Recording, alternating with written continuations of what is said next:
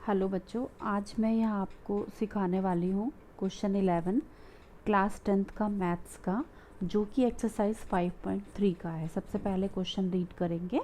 Question है, if the sum of first n term of an AP is 4n minus n square. देखो, इन्होंने यहाँ पे ये हमें फॉर्मूला दे दिया अपनी तरफ से, 4n माइनस एन स्क्वायर।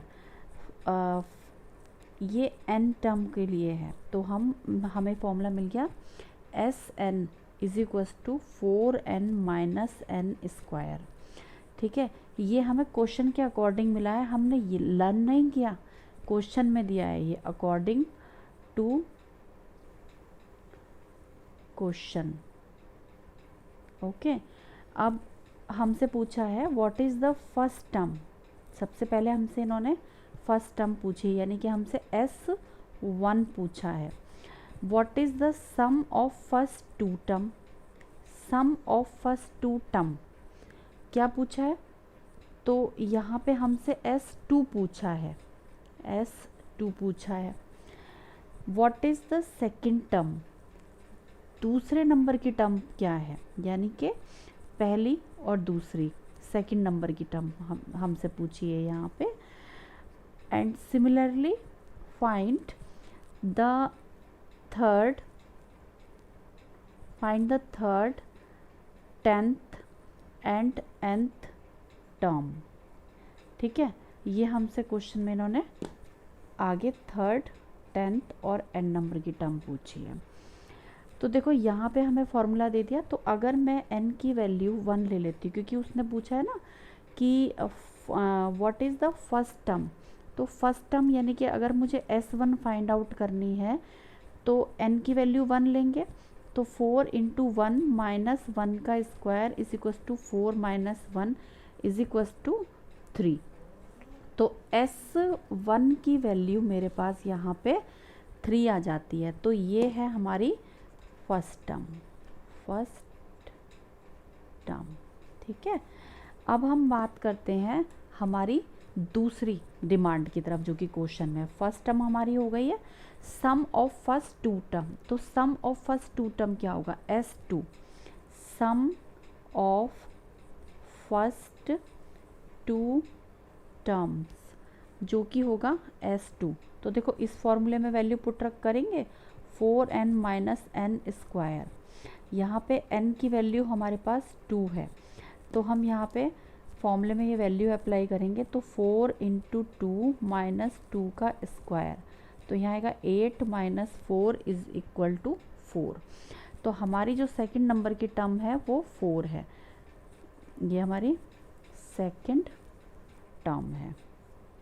ठीक है, उसके बाद हमसे देखो, हमने फर्स्ट टर्म निकाल दी, हमने सम ऑफ फर्स्ट टू टर्म निकाल दिया।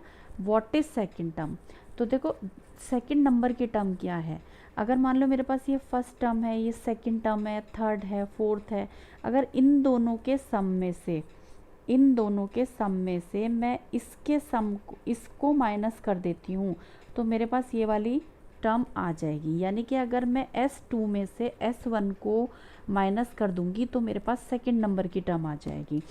तो second term is equal to S2 minus S1 is equal to, देखो ये 4 है और ये 3 है, माइनस 3 इज इक्वल टू 1। ठीक है, अब ये भी हमारा सॉल्व हो गया है। अब उसने पूछा फाइंड थर्ड टर्म, तो थर्ड टर्म फाइंड आउट करने के लिए क्या करना होगा हमें, फाइंड थर्ड नंबर की उसने टर्म पूछी है। ठीक है, तो थर्ड टर्म को फाइंड आउट करने के लिए देखो, इन हमारे पास ये है ना 3 टर्म, तो इन 3 टर्म में से अगर मैं इन 2 टर्म्स के सम को माइनस कर देती हूँ तो मेरे पास ये वाली टर्म आ जाएगी, है ना। तो मेरे को थर्ड नंबर की टर्म फाइंड आउट करने के लिए, थर्ड टर्म फाइंड आउट करने के लिए इस 3 टर्म्स का सम में से मुझे शुरू की 2 टर्म्स के सम को माइनस करना होगा। तो देखो S3 की वैल्यू क्या हमने कहीं यहाँ निकाली, अभी तक तो हमने नहीं निकाली, तो हम यहाँ पे निकाल लेंगे। S3 इज इक्वल्स टू, इस फॉर्मूले के according 4n minus n square के अकॉर्डिंग, यहाँ पे n की वैल्यू हम ले रहे हैं 3, क्योंकि हम S3 निकाल रहे हैं ना, तो S3 is equals to 4 into 3 minus 3 का square is equals to 12 minus 9 is equals to 3। तो देखो जो S3 है वो हमारा यहाँ पे 3 आ रहा है, तो ये हमारा आया 3। ये हमने यहाँ पे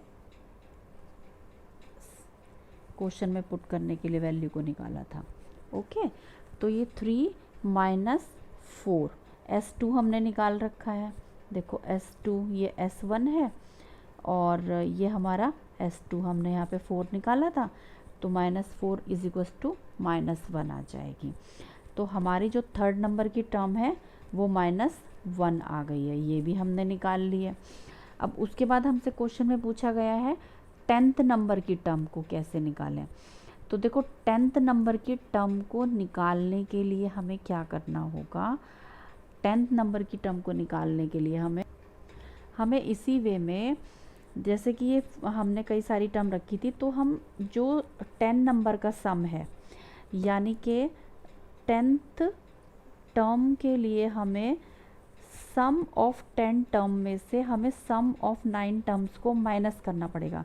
यानी कि जैसे ये 1 2 3 4 5 6 7 8 9 10 है ना, तो 10 टर्म्स के सम में से अगर हम 9 टर्म्स के सम को माइनस कर देंगे तो हमारे पास ये 10th नंबर की टर्म बच जाएगी।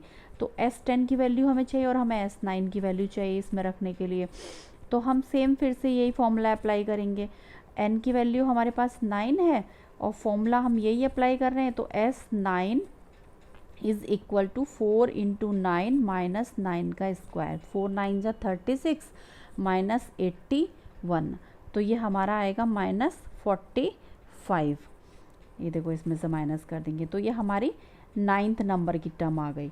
अब हमें निकालनी है 10th नंबर की टर्म, तो n इज इक्वल्स टू 10 लेंगे, तो S10 is equals to 4 into 10 minus 10 का स्क्वायर लेंगे, तो ये 40 माइनस 100 करेंगे तो -60 आ जाएगी। ठीक है, ये हमारे पास, तो अब हमारे पास देखो, अब हमारे पास 10 नंबर की टर्म भी आ गई और हमारे पास 9 नंबर की टर्म भी है। हम इन वैल्यूज़ को इसमें पुट करेंगे, तो S10 क्या है हमारा, S10 है हमारा -60 और S9 हमारा -45 है, तो इज इक्वल्स टू -60 प्लस 45 करेंगे, तो देखो यहाँ -60 में से प्लस का 45 करेंगे तो -15 आएगा। देखो अब हमारी 10th नंबर की टर्म भी आ गई। अब उसने हमसे कहा n नंबर की टर्म क्या है, तो देखो सेम वे है कि अगर मान लो यहाँ तक ये मेरी n नंबर ऑफ टर्म है, मैं इससे पहले वाली सभी टर्म को माइनस कर देती हूँ, तो ये मेरी nth नंबर की टर्म आ जाएगी, है ना। तो यानी कि मैं n नंबर की टर्म को फाइंड करने के लिए n term is equal to Sn minus Sn-1, यानी कि उससे एक पहले तक की सभी टर्म्स के सम को माइनस कर दूंगी। तो देखो Sn की हमें वैल्यू अगर हमें निकालनी है, तो n is equals to n, तो Sn is equals to 4n minus n square same है हमारे पास, वही फॉर्मूला आ गया, और n is equals to n minus 1 है, तो Sn minus 1 is equals to 4n minus 1 minus n minus 1 का स्क्वायर है। अब हम इसको सॉल्व कर लेंगे, तो Sn minus 1 is equal to 4n minus 4 minus n minus 1 का होल स्क्वायर को हम सॉल्व करेंगे तो क्या आएगा, n square a minus b का स्क्वायर वाली आइडेंटिटी लगा देंगे, n square plus 1 minus 2n हमारे पास आएगा। हम इसको ओपन करेंगे, सारे साइन चेंज हो जाएंगे, तो 4n minus 4 minus n square minus 1 plus 2n आएगा। तो ये 4n और 2n कितने हो गए यहाँ पे, ये 6n हो गए, और -4 और -1 -5 हो गए, माइनस n स्क्वायर हो गया। अब हम इनको सिस्टमेटिकली अरेंज कर लेंगे, तो ये आ जाएगा हमारे पास -n square plus 6n minus 5 आ जाएगा।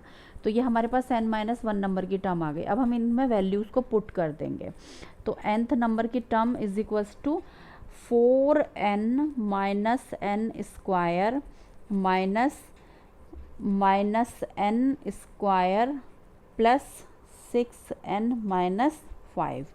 Okay, so 4n minus n square, अब हम सारे साइन चेंज कर देंगे क्योंकि ब्रैकेट के बाहर माइनस का साइन है, तो plus n square minus 6n plus 5। अब देखो ये माइनस एन स्क्वायर इससे कैंसिल हो जाएगा, 4n और ये माइनस 6n है, ये माइनस 2n बचेगा, ये प्लस 5 बचेगा। तो इस टर्म की वैल्यू हम इसको माइनस को बाद में और 5 को पहले, 5 माइनस 2n इसकी वैल्यू आ जाएगी। ठीक है, अब हमने देखो nth नंबर का जो ये टर्म है ये भी सॉल्व कर ले। इस तरीके से इस क्वेश्चन को सॉल्व करेंगे। आई थिंक आपको ये समझ में आया होगा। अपना फीडबैक कमेंट बॉक्स में ज़रूर दीजिएगा, और अगर आपको कोई भी क्वेश्चन समझना है तो वो कमेंट बॉक्स में लिखकर भेज सकते हैं। Thank you so much for watching this video.